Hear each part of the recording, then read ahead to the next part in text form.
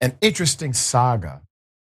A former police chief faces retaliation after accusing the sheriff of foul play. Let's put it up full mass. According to reporting from Atlanta Black Star, former Bowling Green police chief Ty Browns on the left is accusing the Pike County Sheriff Stephen Korte in center of foul play in the mysterious death of Mr. Nathaniel Mueller on the right. Mr. Mueller is 23, or was 23, father from Missouri. Last seen on December 20th, 2024. This was in Quincy, Illinois, where he was spending time with his friends before he decided to drive down to a place called Pike County. That's about an hour away. Telling his friends he was going to walk in the woods near his grandmother's property, something he did routinely.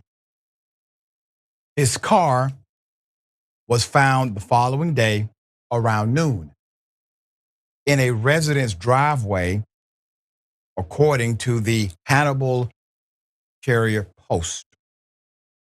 Pike County Sheriff told local media there were no signs of foul play, but the family refused to believe that. He also did not provide a cause of death. There was an autopsy. The autopsy remains pending 9 months after his body was discovered, which is completely unheard of. The Pike County Sheriff's Office also claimed in a press release that the deceased may have ingested cannabis edibles. Now, I want you to keep the sheriff up. So remember, there's a law enforcement agent or agency accusing this sheriff of foul play. The family did not believe the narrative that somehow nothing happened, and it was concluded without the results from the autopsy. That does seem strange to me as well. So Chief Bounds said he became suspicious of a cover-up in January following the arrest of robbery suspects, which was when he says he discovered a connection to the robbery and to the disappearance of Mr. Mueller. That's according to WGEM News. His suspicions deepened a month later when Pike County Sheriff, the sheriff's office, announced they had found Mueller's body in the pond. Bounds said he rushed to the scene to investigate. And as he was pulling up to the pond, the same deputy in question, whom he already believed was attempting to tamper with evidence, was the same deputy involved in pulling the man out of the pond. Quote, "I might be getting into a gun battle," the chief thought to himself as he stepped out of the car. He told Fox 2 Now.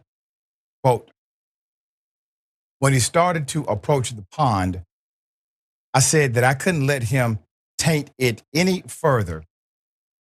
So I told him I needed to talk to him and to come over to talk to me.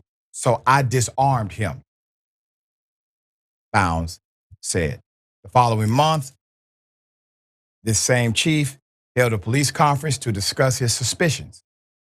Quote, we are able to connect a close, intimate relationship between one of the suspects, in the robbery and a high-ranking official in the Pike County Sheriff's Office. Bounds said during the press conference, quote, "Corruption in law enforcement eliminate all trust between all law enforcement officers. and the communities that trust them to do the right thing. Quote, as long as I'm chief of police of Bowling Green, corruption will be exposed and Pike County will never experience this again. Now, I have more. So far, you have a chief who gives a damn about his community, so much so that he's willing to pull up on a cop without any backup, no force, show of force, and he disarms a deputy that he believes is in the middle of obtaining actual evidence of a murder. Not only does he pull up on this guy, he decides to disarm him. How do you think you disarm another cop? You have to be willing to go gun to gun, as the chief said he thought he was going to have to do in order to disarm this particular deputy. There's more. But Bounds resigned. He resigned as chief of police 3 months after facing retaliation, including accusations he was addicted to methamphetamine when he said he was using a valid prescription. It's a stimulant he used for attention deficit disorder. That's according to Fox 2 Now. Quote, I resigned from the Bowling Green Police Department for lack of support, he said. The case is being investigated by the Missouri State Highway Patrol, but they have not released any details. However, the former chief is still speaking out, telling local media that he was disgusted upon learning a fellow law enforcement officer would be involved in foul play. Quote, disgust that one of my brothers could do something like that, end quote, he told Fox 2 News. Adding to the suspicions of Mr. Mueller's death, the family's suspicion was the fact that the sheriff refused to answer any questions related to the death during a deposition in May, repeatedly invoking his Fifth Amendment right to remain silent rather than answer basic questions about the investigation. The sheriff also has been stonewalling the local media, refusing to answer their questions about their alleged cover-up or corruption. Quote, there's people that know things and they're not saying anything. Tammy Mueller, Nathaniel's mother, told local media, my baby's face was smashed. Ashley Ashby, Mueller's godmother, told Fox 2 Now. So you have a sheriff who's invoking the Fifth Amendment due to a deposition. Deposition is sworn testimony. If you lied during the deposition, you get arrested, charged, you get arrested, get indicted, go to prison. Can. But typically, if you get someone under deposition, especially a cop, that blue shield starts to get really transparent because you are now faced with one of two decisions. Either you can A, commit another crime by answering the questions in the way you have promoted or proclaimed it happened, or B, because you are not mandated to incriminate yourself by the government or a court compelling you, you can simply take the Fifth. And he takes the Fifth. Well, why does the sheriff take the Fifth? Well, that means that his testimony could be used against him in a prosecution if he answers truthfully. Well, why would his testimony about routine evidence gathering and the prowess of the investigation, how could that ever be used against the sheriff in a criminal prosecution if the sheriff covered up a crime? That's how. It's real simple. There's more.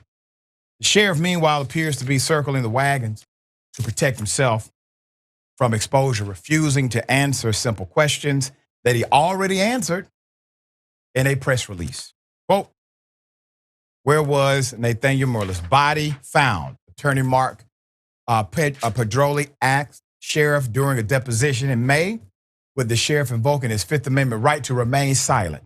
The sheriff also invoked the Fifth Amendment when posed the question, if Mr. Mueller had been, in fact, murdered, which should have been a simple answer if there was truly no foul play involved, as he initially claimed. The sheriff pleaded the Fifth on that as well. This is about as clear as it gets. I want to put that chief of police back. It breaks my heart that the man had to resign, because he's one of the most heroic chiefs I have ever come across in my natural life. And he was forced to resign because even with him being the chief of police, he did not have the support from his department, from the sheriff's office, connected agencies, or the politicians that oversee that local region. But he still has decided to be vocal. We are thankful for you, sir. And if no one says it, we will. All right, Sharon, this is an ongoing, developing saga, but thoughts here. Well, my first thought is, as you put the picture back up there of the chief, and I'm glad you did, that there's a man who I know very little about, except for what you related he did. I agree he's a hero. I also believe in my heart of hearts that he has people who love and depend on him. And yet, do you see how hard it is to do the right thing? Even as the head of a police department, they've made it this difficult to do the right thing. I believe it was you several years ago, Doc, who told me something about a sheriff. He said, the sheriff is one of the most powerful people in all the county, Sharon. Yeah. He can tax you and jail you. He can tax you and jail you. And it got me thinking about why we should and should not elect certain people to do that role. This is sad, and I hope we stay on the cases. I know you will. Yeah, absolutely will. Guaranteed to be a follow-up.